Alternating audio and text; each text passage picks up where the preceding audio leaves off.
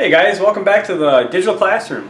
Today we're going to build upon the foundations we built last week. So for all you guys who did those city drawings, the oblique perspective city drawings, you're going to play mileage on your hand, and these concepts are going to be pretty accessible. If maybe you weren't able to draw last week, you might want to go back and look at that lesson.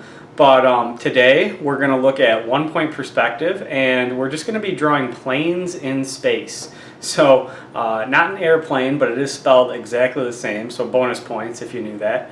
A plane is a flat surface. So a plane could be a piece of glass, it could be a piece of paper, but the idea is, here's a plane.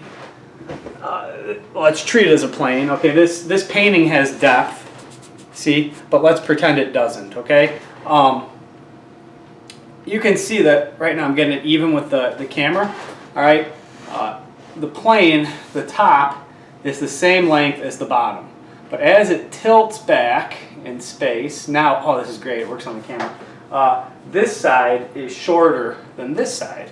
Okay, that's 1 point perspective, all right? And we're gonna talk about how that works. So, buckle up, get some drawing paper out. I'm so happy you guys tuned in. I'll try not to knock everything down here. And I hope that you guys are having a great day. Thanks again. Don't forget to post and comment in the classroom stream. All right, so like I said in the introduction, we're going to take what we learned with oblique projections and we're going to put them into perspective.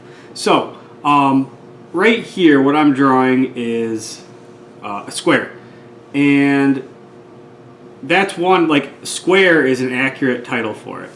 But this is also a flat surface. So it has height and it has width. All right, think of it like a plane of glass. And in our oblique projections, we would draw the front plane,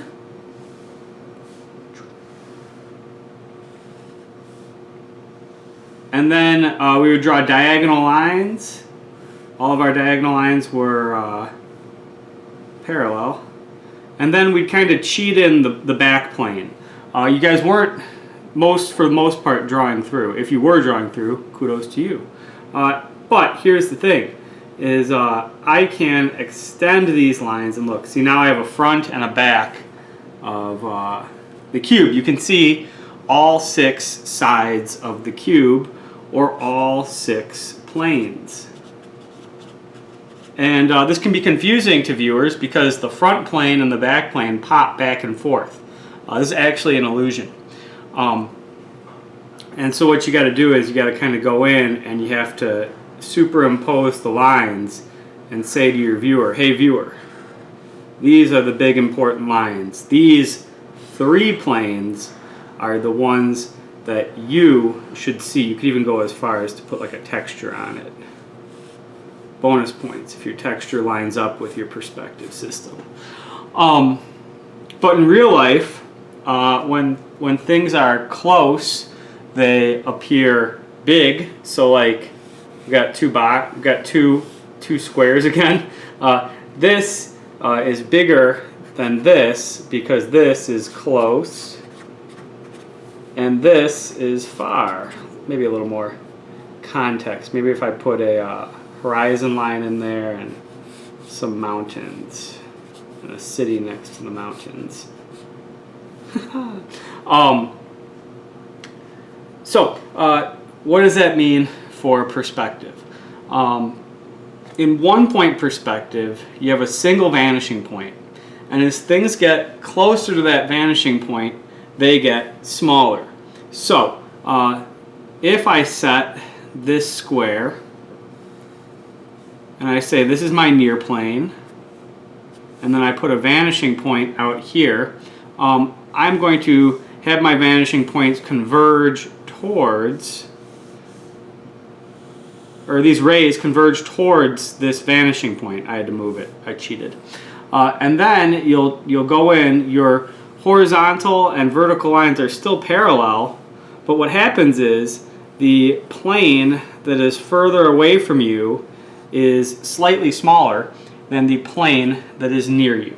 So how are we going to put this into practice? Well, the first thing I want you to do is you're going to make a drawing, and I want you to set your picture plane. The picture plane, think of it like, and some of you may have done this, think of it like a flat plane of glass that you are looking through, and then everything behind it you are drawing. And you're just drawing it right on the glass. If you look up, the picture plane moves up. It moves. It moves with your head. It's like a visor almost, except it's like an arm's length away from you, so you can draw on it. And we're not going to draw any cubes just yet. We're just going to work with planes. And we are going to set a horizon line. I like to set my horizon line near the center of the page. Okay, that is my horizon line. You don't have to put notes out, but I like to do it. And then you're going to set a vanishing point. We'll just remember that's the vanishing point. And what you're going to do is you're just going to draw a series of planes. So maybe my first plane, look at that. All right, that counts as a flat surface.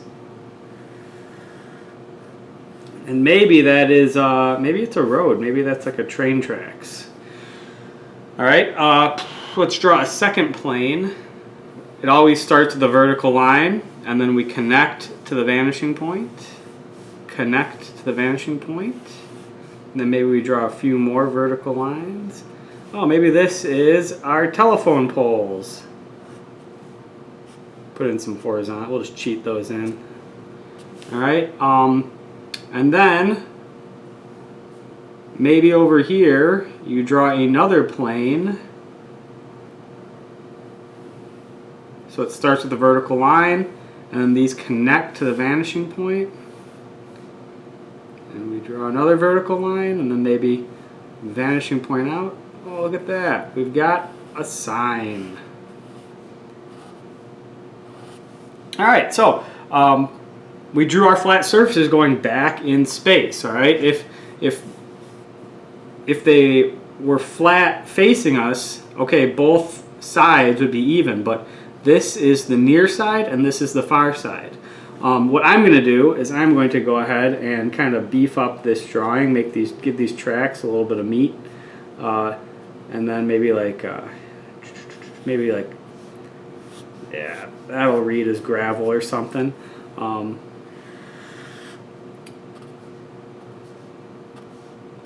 And perhaps a background, maybe some mountains. Mountains are easy.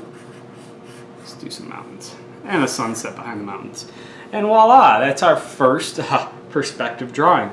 So I kept this demo short because perspective is tough and small bites are better. So maybe spend 10 minutes drawing your picture plane like I'm doing up here. Setting a horizon line. Remember that the horizon line needs to be parallel to the top and bottom of your page. We'll figure out more about breaking that rule later. Setting your vanishing point, and then drawing either a horizontal or vertical line and connecting it to the vanishing point to create a series of planes in, look, that one can be in the sky, that's fair. A series of planes in perspective, but it's got to start with a horizontal or a vertical line. It's not going to work great if you forget that. And then tomorrow we will continue. So planes in perspective today. Hope you're having a great Tuesday. Hope you enjoyed looking at spiral jetty. I'm wondering who's going to take me up on my pitch for a spiral jetty installation in Lake Manier. If you think it's a bad idea or a good idea, let me know, but be kind to me. And I hope you enjoy your day drawing, so take it easy.